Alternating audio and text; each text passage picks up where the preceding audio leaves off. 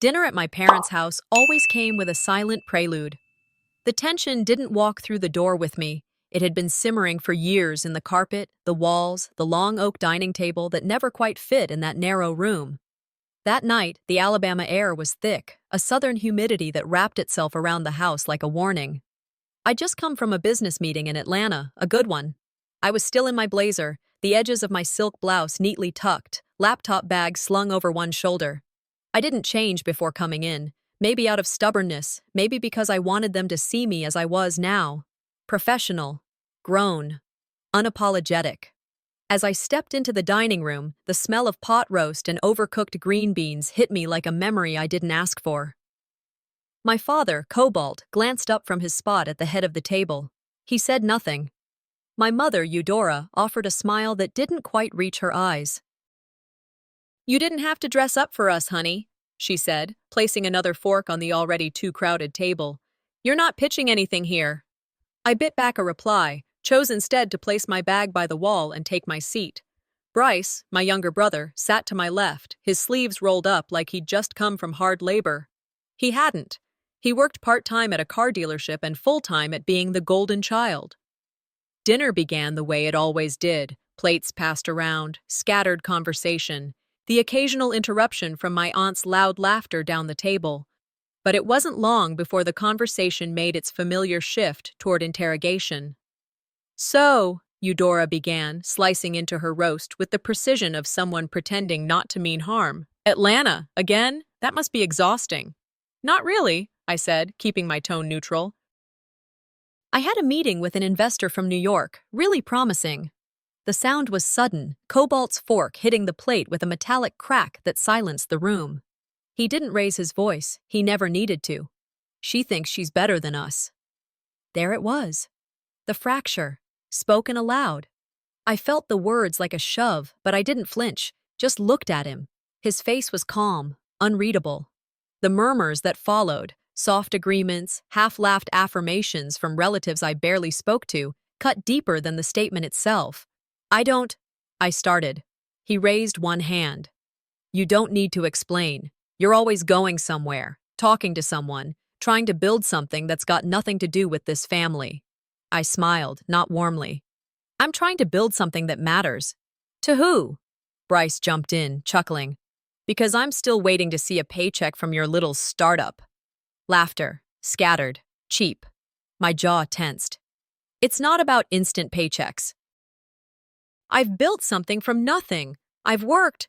"You've worked," Eudora echoed, sipping her wine. "But you've also embarrassed this family more than once, Linnet. We don't need another story in the church newsletter about your projects." Silence again.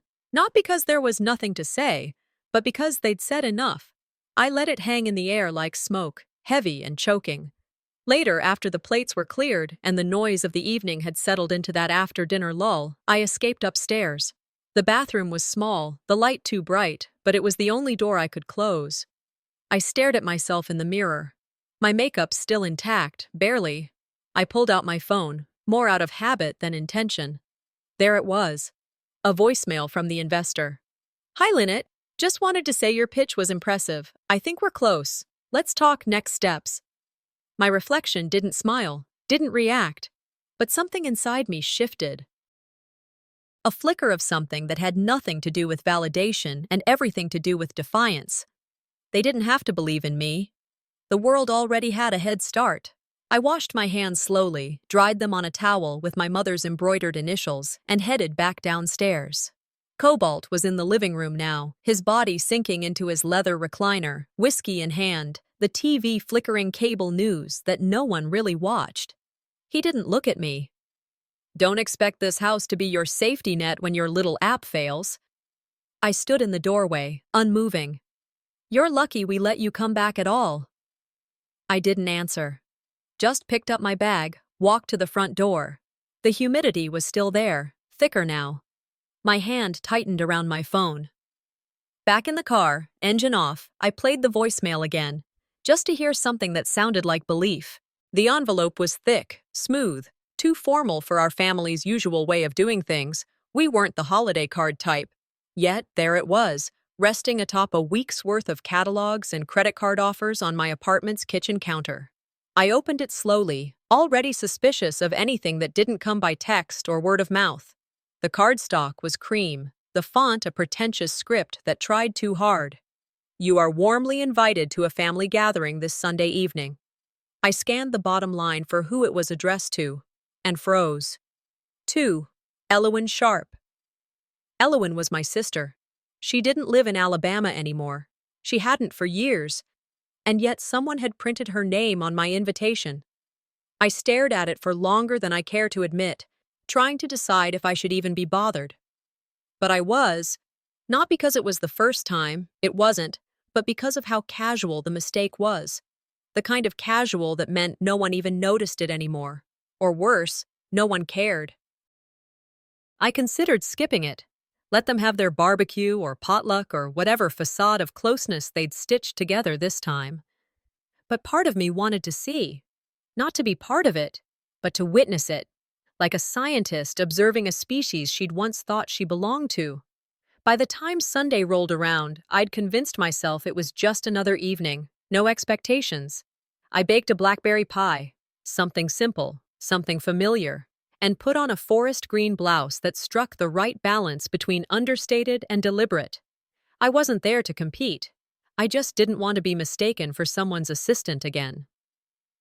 The sun was low when I arrived, casting a golden hue over the fields surrounding the Sharp family house.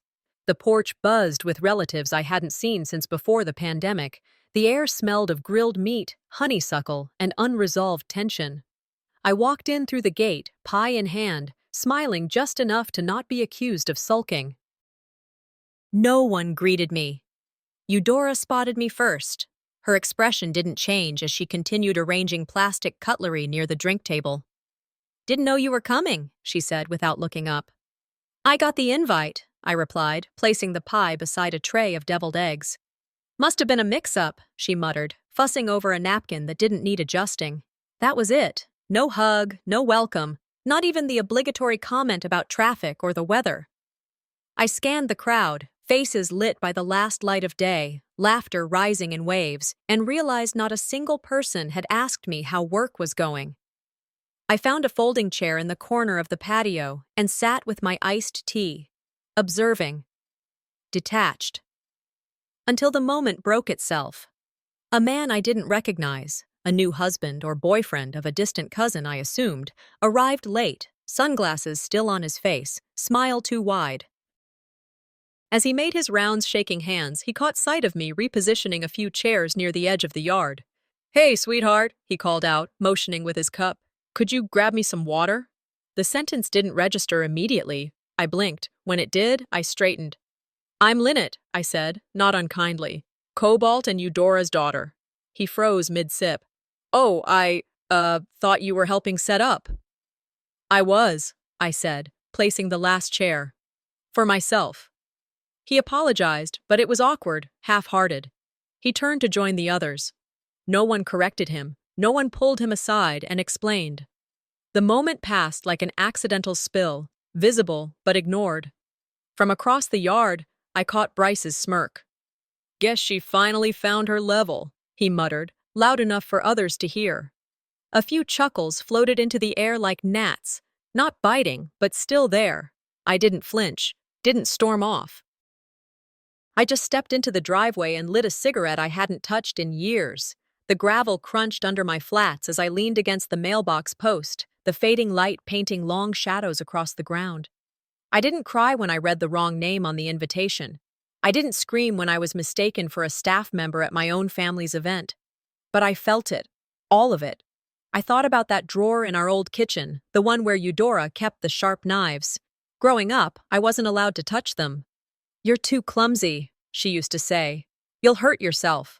So I learned to reach for things with care, to move without making noise, to cut through silence without drawing blood. It hit me then. My family had always been full of small cuts, misnaming, misplacing, mistrusting. They didn't stab, they sliced. A quote drifted through my mind, something I'd read years ago but never forgot. "It's not the big betrayals that break us. It's the paper cuts that never scab." By the time I walked back inside to grab my purse, the sun had dipped below the horizon. The porch lights glowed warm, but the air felt colder somehow. As I stepped through the doorway, I heard Eudora whispering to a woman I didn't recognize. "We try to include her when we can, but she's always been different." The woman responded without hesitation. "You'd never know she was one of yours." I didn't pause. I didn't offer a farewell. I just picked up my bag and walked out. As the door clicked shut behind me, I thought, different. Like an illness you catch if you sit too close. Sometimes, all it takes is the wrong kind of silence to remind you how long you've been invisible. I sat on the edge of my couch, tablet balanced on my knees, watching old home videos I'd uploaded from dusty VHS tapes last fall. My father had insisted on documenting everything: birthdays, graduations, even Sunday potlucks. But as the footage flickered between scenes, I started seeing what had always been there, hidden in plain sight. Bryce's high school graduation came on the screen. Confetti, signs, cheers, a slow pan of my mother beaming like he'd just cured cancer. My dad stood proudly beside him, hand clamped on his shoulder as if claiming a trophy. Then there was my graduation, a few frames, shaky, no dinner afterward, no framed picture on the mantle. I paused the video. The memory wasn't just misaligned, it was missing. That camera never caught my name called, never recorded my moment crossing the stage. I had handed my father the camcorder myself. Maybe he forgot to press record. Maybe he didn't see the point. What I realized in that moment hit harder than anything they'd ever said.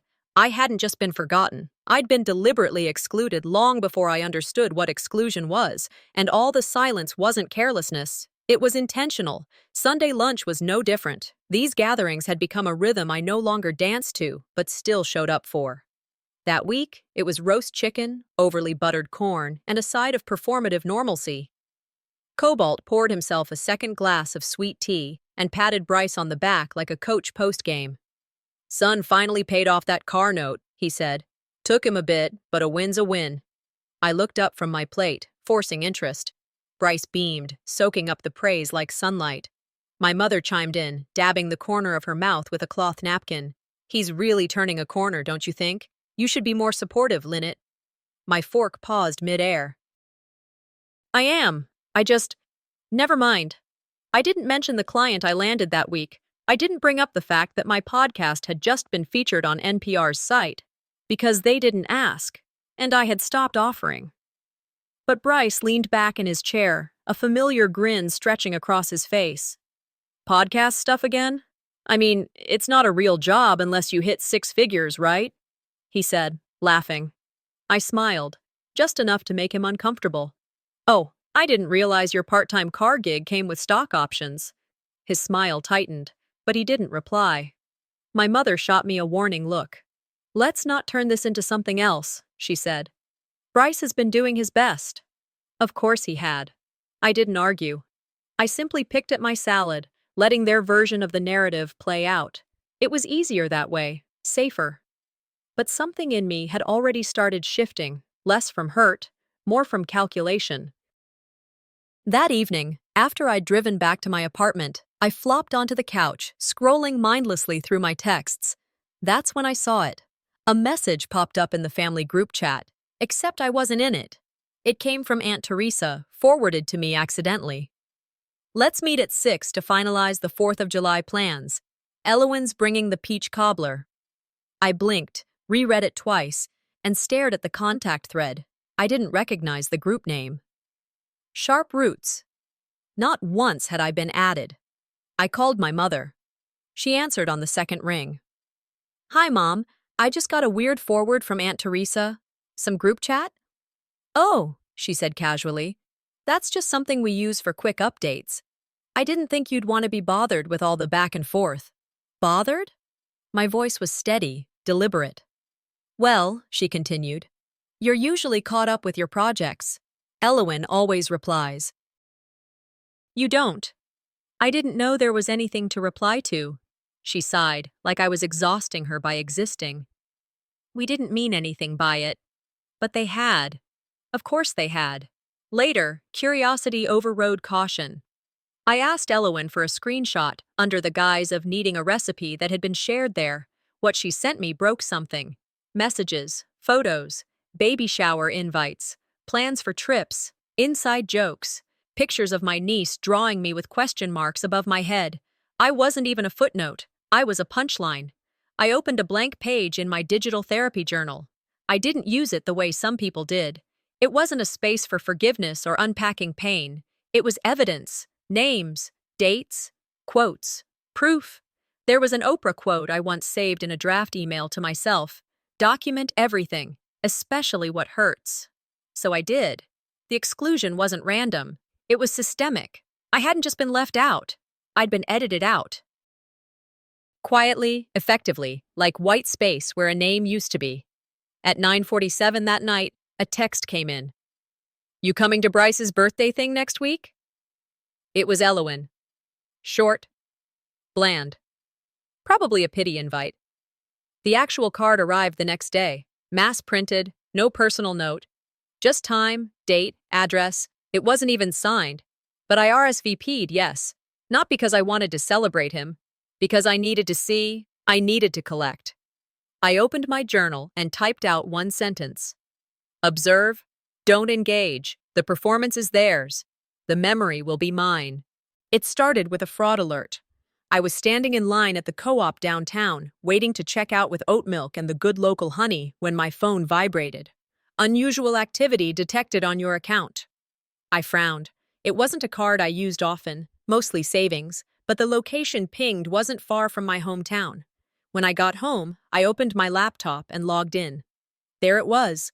2 attempts to log in from an IP tied to Opelika, then a successful login. Nothing stolen, nothing transferred, but someone had been in my bank. I clicked through transaction logs and saw no money moved, no changes made. But under recent sessions, it was there again. An access attempt 2 nights ago, after dinner with my parents. I froze. It didn't take long to confirm it. A call to customer service, some basic verification. Yes, ma'am, the agent said politely. Looks like your mother logged in using her linked email. She clicked forgot password and reset it from your childhood security question. Favorite first grade teacher. I thanked her, hung up, and sat still. It wasn't the money. It was the violation. Not just that they didn't trust me, but that they didn't even see me as separate. I was still theirs to monitor, to manage. I didn't cry. My hands didn't shake. But something slid into place like a lock turning. 2 days later, I texted Eudora. Coming over Sunday? I can bring coffee. She responded with a thumbs-up emoji and nothing more. Sunday morning, I stopped at the same bakery they always went to after church. Picked up her favorite pastry, lemon glaze, still warm. I arrived at 9:50 a.m., sharp. Eudora was already on the porch, clipping dead leaves off her begonias like she was pruning problems she refused to name. You brought something? She asked, wiping her hands on a dish towel. Coffee. And lemon braid. She smiled faintly. Still remember. We sat in the kitchen. No Cobalt, no Bryce, just the clinking of mugs and the distant hum of lawnmowers. She poured herself a cup and leaned back in the chair like we were 2 women chatting about safe things. Mom, I said evenly, why were you in my bank account? Her face didn't change, not one flicker. She lifted her cup. I thought you might need help budgeting. You've always had a generous heart, but money isn't, well, it's not always your strong suit. I didn't ask for help. I didn't take anything. I just looked. You reset my password. She shrugged. Temporary measure. I assumed you'd notice. There was no apology, no acknowledgement that boundaries had been crossed, stomped on. I'm changing all my accounts, I said. You're never touching them again. Her fingers tightened slightly on her cup. You don't need to be dramatic, Linnet. Families look out for each other. This wasn't care. This was surveillance. She opened her mouth to argue, but I stood up. I'm going to head out, I said. Thanks for the coffee. Her eyes flicked up. You didn't drink yours. I lost my appetite.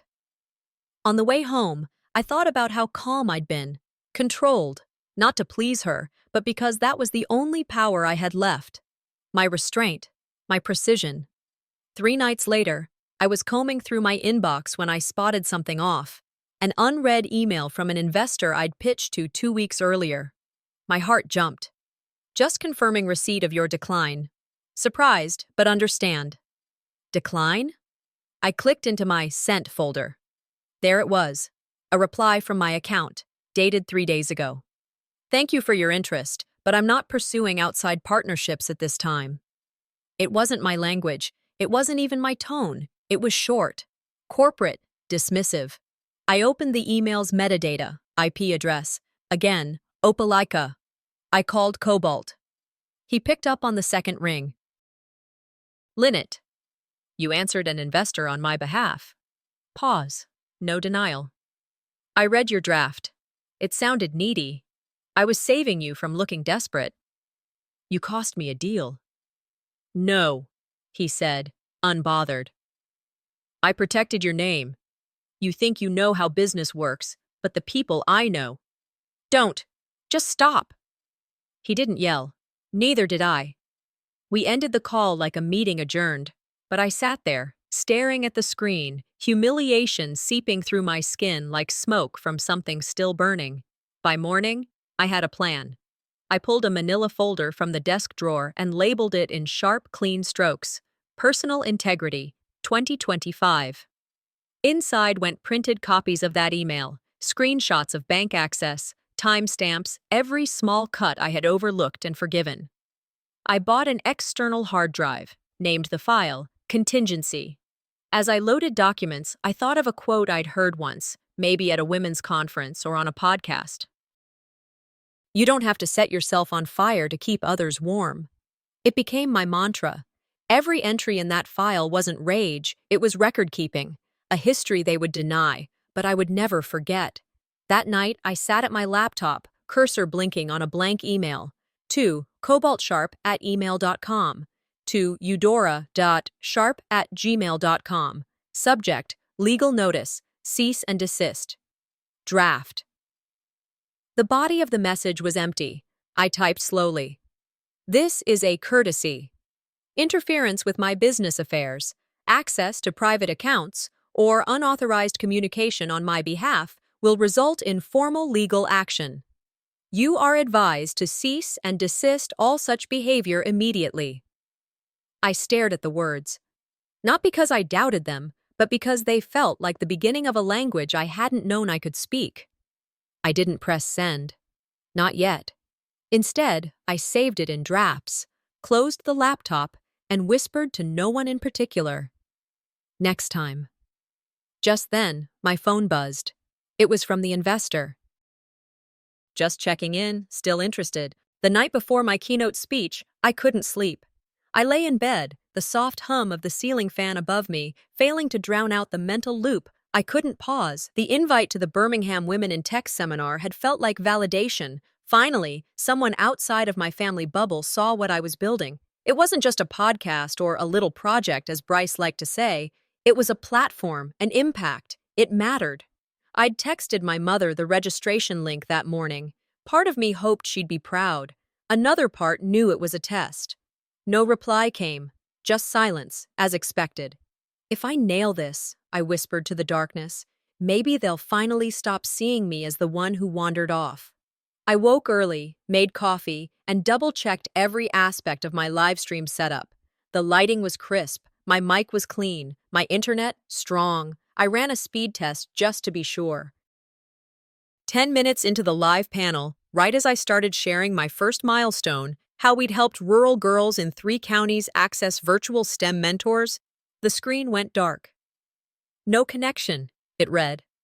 My heart dropped. I leapt from my chair, sprinted to the modem. Nothing blinking. I grabbed my phone. Hotspot wouldn't connect either. That's when I heard it. The faint clink of the garage door creaking open. I rushed out back, barefoot on the concrete, heart pounding in my throat. There he was. Cobalt, calm as ever, holding the router in one hand like a neutered animal. You should have used a landline, he said, not even looking up. Real professionals plan for contingencies. My breath caught. You unplugged my router. In the middle of a live event? He shrugged. I warned you about talking too much. I stared at him, the blood rushing to my ears, my hands clenched at my sides. I wanted to scream. Instead, my voice came out like ice. That was intentional. Another shrug. No apology, no regret, just the brutal efficiency of someone who'd always believed he was entitled to the mute button. I walked back inside, shut the door, and slumped against it. They hadn't just silenced me. They'd sabotaged me. Again. 2 days later, still reeling from the failed broadcast, I opened an email from my college alumni board. The subject line made my stomach twist. Schedule change. Alumni impact panel. My slot had been removed. I'd been tapped to close out the panel. A small, meaningful win. My face had been on the flyer. I'd even had my remarks proofed by a professional editor. Now, without warning, I was gone. Confused, I emailed the coordinator. Her response was swift, apologetic, and laced with discomfort. Hi, Linnet. I hope you understand. We received a call from your mother earlier this week, expressing concern about the direction of your remarks and suggesting a more seasoned alum could better represent the program. It's just a better look for the school's image. I closed the email slowly. They didn't just doubt me. They were actively working to erase me. I didn't reply. I didn't call my mother. I didn't argue. I opened a new draft in Gmail. I titled it, Transparency Request. 2. alumni.board@school.edu. Subject, recent removal from impact panel. I detailed every interaction, attached the email threads, screenshots, links, receipts. The goal wasn't to reclaim my spot, it was to document the manipulation. I ended it simply. I don't ask for validation, but I won't tolerate erasure. Then I opened another message, short, brutal, to eudora.sharp@gmail.com. Subject, professional boundaries. Going forward, please refrain from interfering with my business or academic engagements. We will no longer be discussing my work. This is not negotiable. I pressed send. That afternoon, I packed a small bag and drove to Chihuahua State Park. No texts, no calls, just me and the soft rustling of leaves above the hiking trail. By evening, I reached a ridge overlooking the lake. The sun was slipping behind the trees, the sky painted in quiet oranges and muted purples. I sat, legs crossed on a flat rock. My phone buzzed in my backpack. I didn't reach for it. I exhaled slowly, eyes fixed on the horizon, and whispered to no one but the wind. They can pull the plug, but they'll never mute the message again. A silence followed. Not like theirs, not like the one they weaponized. This was mine. You don't always announce a boundary, I thought.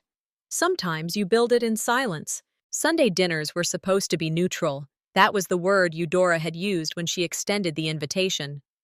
Let's keep it neutral, she'd said, her voice tight like she was the one making a concession.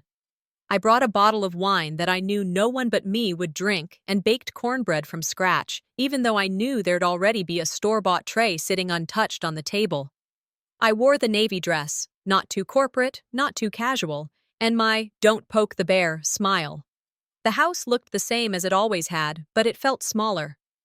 I set the wine on the kitchen counter without comment and handed the cornbread to Bryce, who was slicing brisket with the overconfidence of someone who believed the carving knife conferred authority. You made this? He asked, poking the bread. Didn't know you still baked. I don't. Just for you, I replied dryly. Ah, look at us getting along, he said, grinning as if I were the punchline of a joke I hadn't been invited to hear.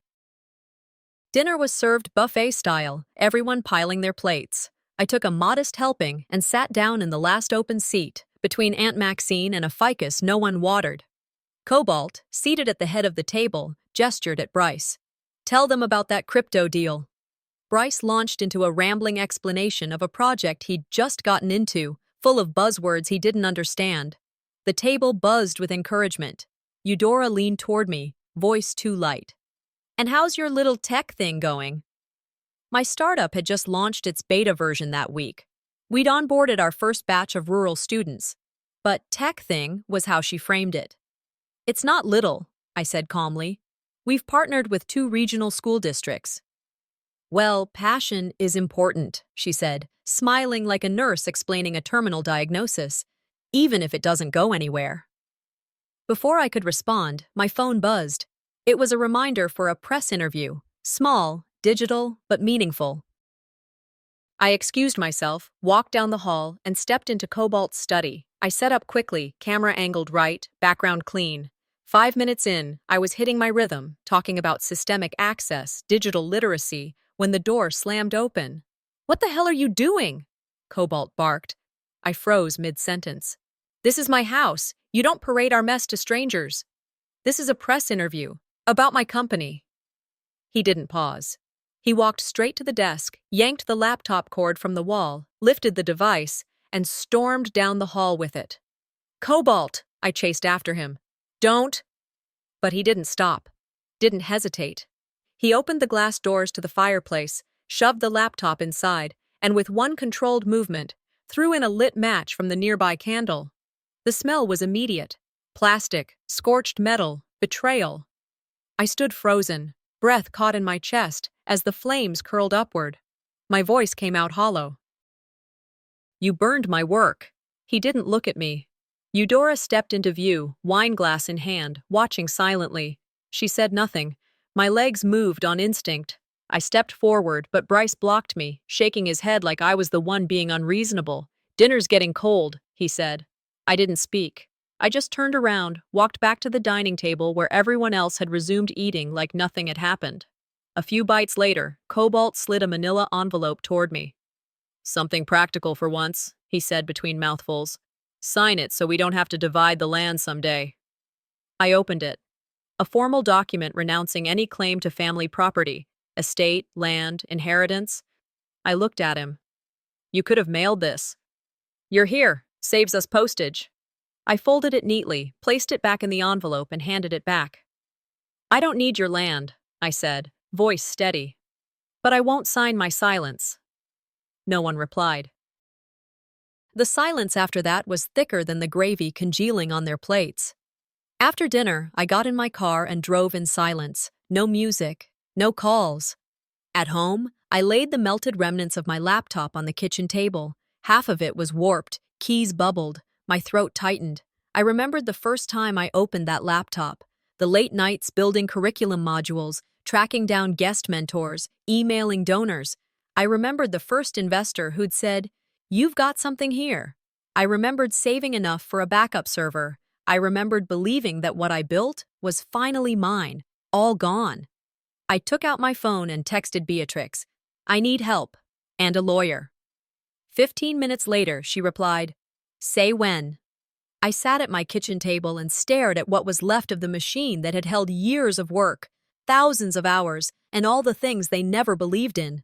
I didn't cry. I clicked record on my phone instead. "This is for the record," I began. "If anything happens to me, if I disappear from the financials, if another contract gets pulled, if my name ends up erased, know this. It wasn't incompetence. It was sabotage." I listed dates, names, incidents. When I finished, I looked at my reflection in the dark window across from me.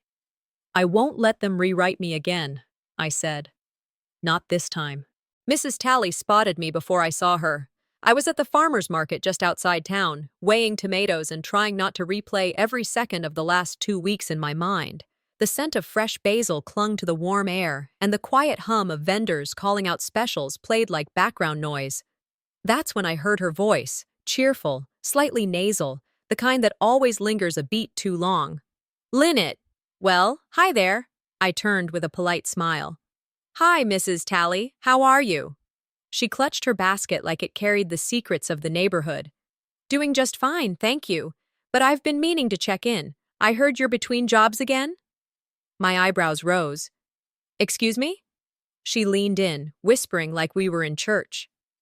"Eudora mentioned you were taking a little time. You know, a break. It's just so brave to step back when you're overwhelmed." Overwhelmed. I hadn't used that word. Not once. And I sure hadn't told anyone I was unemployed. I kept my tone light. Actually, my company just launched beta last month. Oh, she said, smile faltering. Well, I must have misunderstood. Back home, still rattled, I rifled through the week's mail and found Eudora's church bulletin folded beside a thank you note. Inside, under the prayer requests section, someone had scribbled in a familiar hand, Linnet, career clarity, rest, direction. I stared at it. She hadn't said I was struggling. She had broadcast it, sanctified it, then passed it around like gossip wrapped in good intentions. A few days later, I received a pastel envelope with my full name printed in a sweeping script. Inside, an invitation to a backyard gathering at my parents' home. Casual dinner, it read. Family friends, Sunday at 5. No RSVP request, no note, just assumption. It felt like bait, but I was too curious to ignore it. When I pulled into the driveway that Sunday, the yard was staged, string lights already glowing in the early evening. Tables covered in gingham, pitchers of lemonade sweating in the heat. I recognized some of the faces immediately. Mrs. Talley again, Mr. Richards from high school PTA, and to my surprise, Gavin. Gavin, my ex from college, the one I dated during the 2 years when my family actually acknowledged my successes. He was standing near the grill, laughing with Bryce like they were frat brothers who never grew up. And then there was Elowyn, hair curled, makeup flawless, dressed like she'd stepped out of a catalog labeled Effortless Grace. She was pouring wine for guests, tossing her head back in laughter, performing hospitality like it was a pageant, not a single drop of sweat on her. I lingered near the edge of the gathering, unsure if I'd walked into a cookout or a coronation. Eudora approached with a plate. So glad you could make it, honey. Grab a drink, mingle a little. I eyed Gavin. Didn't know we were inviting the past. She smiled, unreadable. He and Elowyn reconnected. Small world. Dinner was served buffet style. I kept to myself, choosing a seat near the hedge, but Eudora had other plans. Halfway through the meal, she raised her glass and said, "We're so proud to have family and old friends here tonight. And for those who don't know, Elowyn and Gavin have so much in common." Everyone turned. Elowyn smiled. Gavin grinned. Bryce chimed in, voice louder than necessary. Elowyn always had better taste anyway. Laughter followed. Not everyone joined in, but enough. My hand trembled as I sipped my wine. I didn't stand up. I didn't shout. I didn't throw the glass, though every cell in my body demanded reaction. I smiled instead. They always said I was the difficult one, I thought, watching the show unfold. Turns out I was just in the wrong theater. After dessert, when the crowd thinned and conversation mellowed into murmurs, I excused myself and slipped inside. The guest bathroom was cool, untouched, stocked with potpourri and hand lotion that hadn't been used in months. On the counter, I found a spare church bulletin. I picked up a pen from the drawer. I wrote, "You've staged your little show. I hope the audience was worth the cost." I folded the note neatly, placed it beneath the hand towel, and walked through the house without being noticed. Out the back gate, across the driveway, into my car. The engine started, the music low. I didn't check my phone. I didn't look in the mirror. I drove straight to Beatrix's place. The sun had fully set by the time I arrived. Her porch light was on. She opened the door in sweatpants, holding a mug of tea. "Don't say anything," I told her, voice tight. She nodded. "Bathroom's clean. Extra blankets are in the closet." I dropped my bag in the corner of her guest room and collapsed onto the mattress, staring at the ceiling like it held answers I hadn't thought to ask. She knocked gently and placed a mug on the nightstand. "Chamomile, no sugar." "You don't need to fight back today," she said softly. "But you need to decide what kind of war this is." I didn't answer. My mouth was too tired from swallowing everything. I looked at her, then at the mug, then back at the ceiling. "I won't out-yell them," I said finally. "But I will outlast them." The card came in a cream envelope, sealed with a wax stamp like something out of a Southern estate planning committee. My name, spelled correctly for once, was written in Eudora's handwriting. That in itself was suspicious. She hadn't handwritten anything to me since my high school graduation. Inside, the message read, "Let's mend things. No drama, just legacy talk. Family vision dinner. Sunday at 6. Casual." Casual, my ass. I placed the card flat on my kitchen counter and stared at it like it might bite. I didn't touch it for 3 days. When I finally showed it to Beatrix, she didn't even finish reading before saying, "They've already decided something." That was the thing with my family. When they wanted peace, it meant they'd already drawn the lines and expected you to step inside them willingly. I knew better. But I also knew how to prepare. Sunday arrived. I wore black. Professional, not mourning, though the symbolism wasn't lost on me. I didn't bring wine. I brought a manila envelope containing legal filings and documentation, quiet armor. This time, I wouldn't walk in unarmed. Dinner was set up outside beneath the big oak tree. Twinkle lights strung from the branches, soft music playing from a Bluetooth speaker balanced on a cooler. It was curated to feel accidental, like no one had worked all afternoon to make it look effortless. Elowen flitted between tables in a linen dress like she'd been auditioning for Gracious Host her whole life. Cobalt stood near the grill, tongs in hand, his face unreadable but focused. Eudora greeted me with a careful smile and gestured toward an open seat at the head table. I sat. They didn't wait long. "Well," Cobalt began, after we'd passed the cornbread and someone gave a too loud toast about family healing. "It's been a year." Bryce nodded like he was in a boardroom, not at a picnic table. "You've caused chaos," Cobalt continued, still in that even, condescending tone. "We're offering peace." I folded my hands. "What does peace cost?" He slid a folder across the table. "We'd like you to formally withdraw the name Sharp from all of your business branding." Eudora added quickly, "It's just confusing for people. They assume we're involved." "You are not," I said calmly. Cobalt leaned back. "Exactly. So, this clears that up. If you want to continue staying in the guest house." "I haven't lived there in 2 years," I interrupted. "But it's still on your voter registration," Bryce chimed in, sipping his lemonade like it was a deposition. "So?" I asked, turning toward him. He shrugged. "Just saying, appearances matter." Cobalt tapped the folder again. "It's not personal. It's just to prevent liability and to preserve legacy." "You're not preserving anything," I said, voice level. "You're sanitizing it." "No one's trying to hurt you," Eudora offered. "You burned my laptop," I replied. "You called my investor." "You erased my name from my alumni talk." Bryce chuckled. "Here we go again." "I'm not asking for your apology," I said, pulling out my own envelope. "I brought one of my own." I placed it beside the chicken platter like it was dessert. "This," I said, "is a formal request to remove Cobalt Sharp as a silent advisor from my LLC." Cobalt's expression flickered. Eudora's jaw tightened. I kept going. "And I've contacted the editorial board at the journal Elowen submitted my concept to. They've opened a plagiarism investigation." Elowen froze mid-sip. "Excuse me?" I looked at her. "You remember that email I sent you? The one with my pitch? You said it needed polishing, so you polished it and then published it." She started, but Bryce cut her off. "Overreaction," he muttered. I turned to him. "You would know." The table was silent, plates full, mouths closed. I stood. "This is the last dinner I'll attend under this roof," I said. "You've earned your silence. Now you can keep it." No one moved. Eudora blinked, lips parting slightly but nothing coming out. Gavin, yes, they'd invited him again, stared down at his napkin.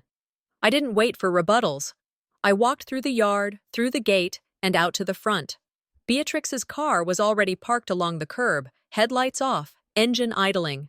I opened the door and got in. "Is it done?" she asked, glancing sideways. "Not done," I said, buckling my seatbelt. "Just detonated." The morning after the dinner felt too quiet. Not peaceful. Quiet the way a car feels right after a crash, when the dust hasn't settled but the screaming's done. Beatrix moved through her kitchen on instinct, brewing coffee, plating toast, not asking questions. I sat at her kitchen table in Auburn, still wearing the clothes from last night, still feeling like I hadn't fully left that backyard.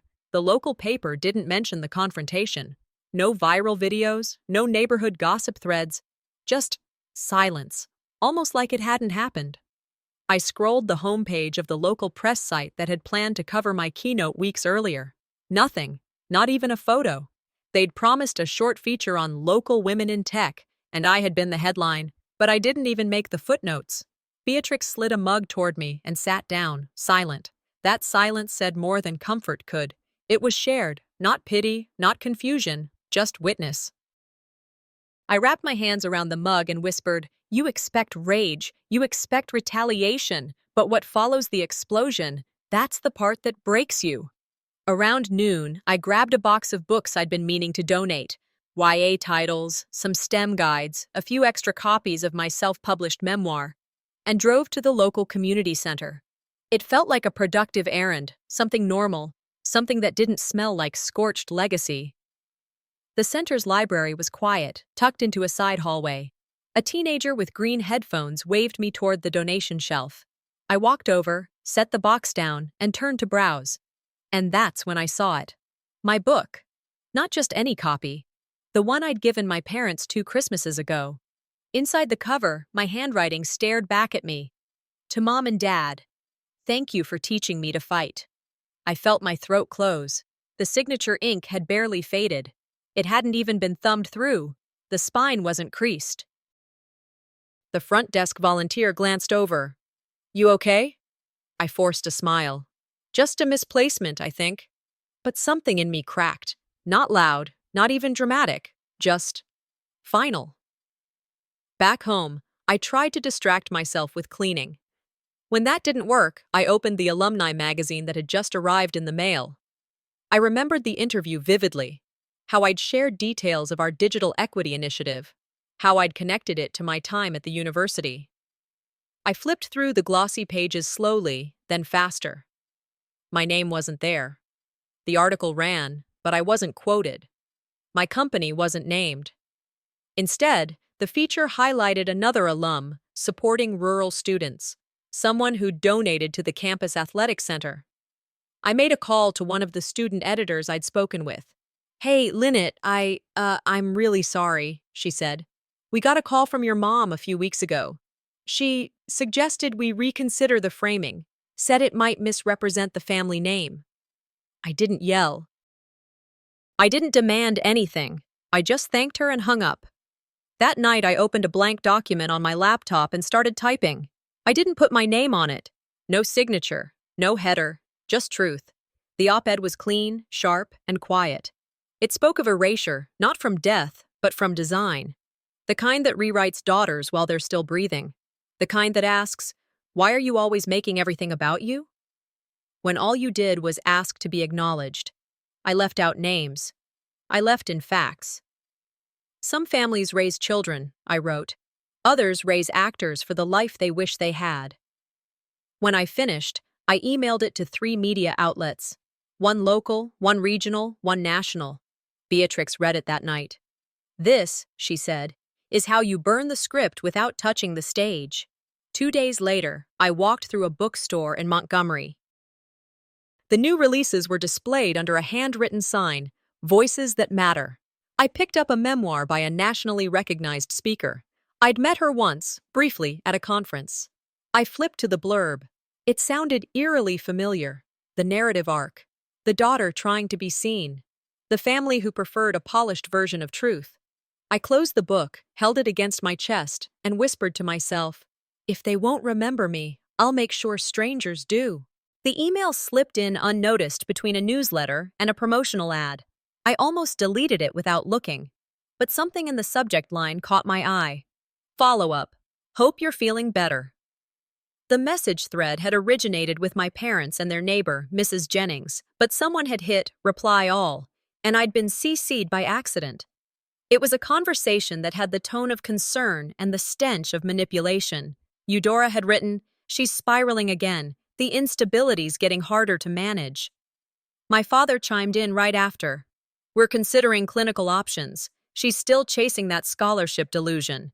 It's sad, really." I read it twice. I didn't blink, didn't gasp. My stomach didn't drop. I just sat there, my fingers hovering over the keyboard, a strange calm settling in my bones.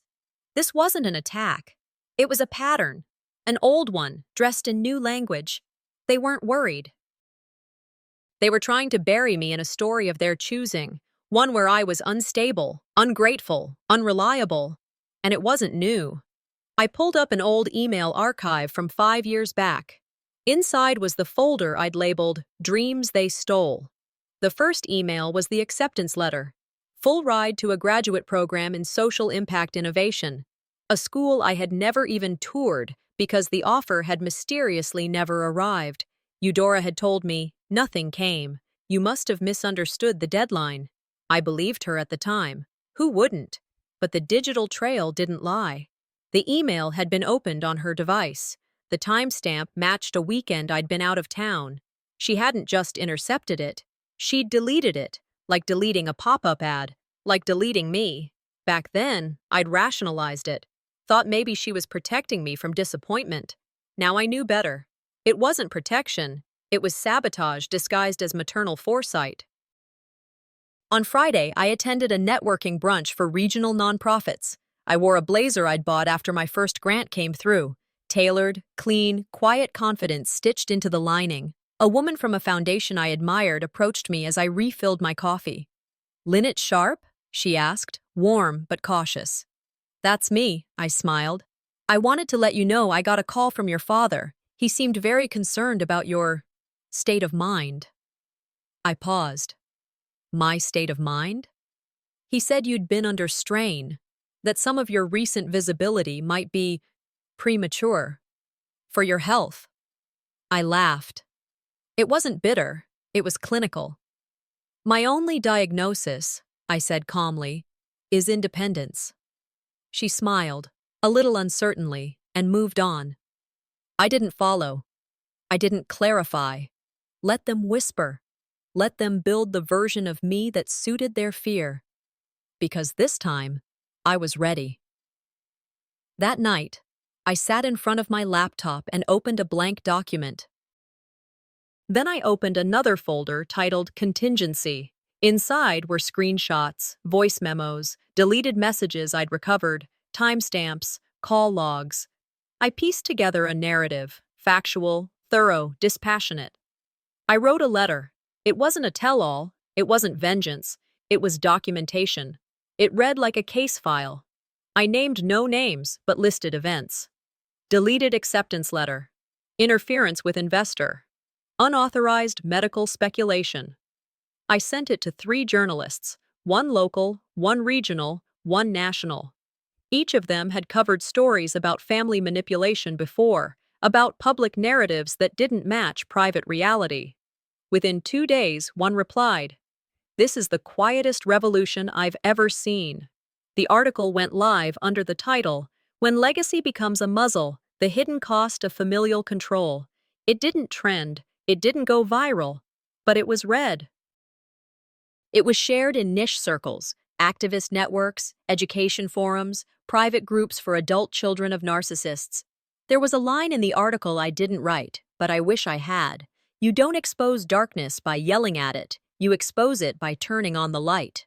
That same week, I received a voicemail. "Hi Linnet, this is Rachel with the Microphone Podcast. We read the op-ed and would love to feature your story in an upcoming episode. We think it could resonate with a lot of our listeners." I replayed the message 3 times, not for validation, for rhythm, for tone, to hear my own name spoken with intention, not accusation. I sat at the kitchen counter, coffee in hand, phone screen still lit up. I wasn't unstable. I was underestimated. The conference center in Birmingham buzzed with early morning energy, soft footsteps on carpeted hallways, the subtle clink of name badges, filtered sunlight through wide windows. I sat in the green room, smoothing the lapel of my muted navy blazer, grounding myself in breath, not nerves. I wasn't here to impress anyone, not anymore. My talk was scheduled for 10:45. The topic, When Silence is Inherited. It wasn't just a clever title. It was everything I'd lived through and clawed my way out of. When the stage manager gave me the nod, I walked out into a room full of folding chairs and focused eyes. And there, in the very front row, sat Eudora. Her expression unreadable. Hands folded neatly in her lap. No applause, no reaction, just presence, strategically placed. She came, I thought, pulse even. Not to support, to be seen. The host introduced me. I took the mic and didn't look her way again. I began the way all stories of survival do, quietly. I spoke of legacy, of silence handed down like fine china, of daughters taught to shrink so their brothers could shine brighter. I didn't name names, but I didn't need to. The room could read between every line. I told them how we're taught to define loyalty as self-erasure, how good girls make space, keep peace, keep quiet, and how some of us one day stop. A woman in the second row wiped her eye. A man in the back sat straighter in his chair, but I never looked toward the front. I ended with this: if they won't hand you a seat at the table, build your own and lock the door. The applause started slow. Then it filled the room like sunlight breaking through a storm. I set the mic down, nodded politely, and stepped back. Eudora didn't clap. She didn't move. After the session, I slipped out a side exit and leaned against the hallway wall, letting my breath settle. That's when I heard her shoes. Eudora stepped around the corner like she'd been waiting for the moment to feel private. "I didn't think you'd go through with it," she said, voice soft. I turned to her, meeting her gaze for the first time that morning. "That's the difference between us. You silence for control. I speak to survive." She opened her mouth, maybe to apologize, maybe to deny, then closed it. She looked tired, older, but not regretful. She turned and walked away. She didn't look back. That night, back in Auburn, I curled up on Beatrix's couch with a mug of peppermint tea and a quiet mind. No buzzing, no rehearsals, no what-ifs. Just clarity. I thought about how much of my identity had been built around chasing their approval, how every success used to feel like a plea. "Do you see me now? Am I enough yet?" Sometimes you don't get closure, you get clarity. Beatrix texted from the kitchen. "Proud doesn't even cover it." I typed back, "I didn't do it for them. I did it for the girl who still whispers, maybe they'll love me if..." Later that week, a small package arrived. No return address, just my name. Inside was a photo. My book, the original self-published one, the same copy that had once sat in a donation box. Now it was on my parents' mantle. No note, no explanation. I stared at the photo for a long time. I didn't text them. I didn't ask why. Some things don't need closure, they just need distance. The lobby buzzed with soft chatter and the occasional clink of champagne flutes. Posters bearing my face, well, the version of it I chose, lined the walls of the co-working space's event hall in Atlanta. Beneath the photo, in bold, unapologetic lettering, was the title of my book, Burn Proof: How I Survived the Fire They Built for Me. The subtitle wasn't necessary, but it felt like armor. People were already taking their seats. Some I knew, some I didn't, and I liked it that way. This wasn't a family affair. This was mine. I stood alone in the corner, one hand resting lightly on the back of a chair, the other smoothing the monogram stitched onto my blazer cuff. LS, not for sharp, not anymore. It stood for me. I'm not their daughter in this room, I thought. I'm the woman they tried to erase. The lights dimmed. Beatrix took the mic first. "This isn't a comeback story," she began, eyes sweeping the crowd. "It's a survival story told by someone who never left, just went silent long enough to hear herself." She stepped aside. I walked up, heels soft on the stage, back straight. I thanked the audience, hands loose, breath even. I told them about tradition, about the kind of love that only exists when you're small, agreeable, palatable. I spoke about growing up in rooms that shrunk you, about obedience dressed as loyalty, and the slow violence of being tolerated instead of celebrated. I didn't name my parents. I didn't have to. Near the back, a journalist raised her hand. "If your parents were here tonight, what would you say to them?" I didn't hesitate. Nothing, because I wrote everything I needed to say, and they still didn't hear it. Silence. Then applause. Not pity. Solidarity. The next morning, I sat across from a family lawyer I'd hired through a referral Beatrix had quietly arranged months earlier. He placed the final document in front of me. "This will remove you from the family trust. Any shared business interests, property entanglements, joint financial assets? Are you sure? I am, I said. He glanced at the paperwork again. It's a substantial amount to walk away from. I smiled, steady. There's value in peace no check can cover. He nodded. Signed. Stamped. Some inherit houses. I inherited my voice. 3 days later, an email popped into my inbox. Subject line, tip for review. A journalist I'd never met had received a tip about land mismanagement connected to Bryce and Cobalt. Tax discrepancies, false appraisals, asset movement that had triggered a red flag audit. My own documentation, screenshots, contracts, memos, had been attached anonymously months ago. I had forgotten I even sent it. Now it was part of an active IRS investigation. Poetic justice. They burned my laptop. They tried to bury my name. Now their legacy was turning to ash. Quietly, legally, publicly. I didn't gloat. I didn't post about it. I just exhaled and whispered into my tea. It was never revenge. It was clarity documented. A week later, I walked barefoot along the lake behind my new home. The water was still. The air light. The kind of peace you don't realize you were starving for until it settles into your bones. My phone buzzed. It was a message from my podcast platform. Congratulations! You've officially surpassed 1 million downloads. I stared at the screen. Then I smiled, turned it face down, and stepped slowly into the water. Cool. Grounding. As it lapped around my ankles, I closed my eyes and whispered, not to anyone in particular, but to every part of me that had survived. They named me to own me. I renamed myself to free me.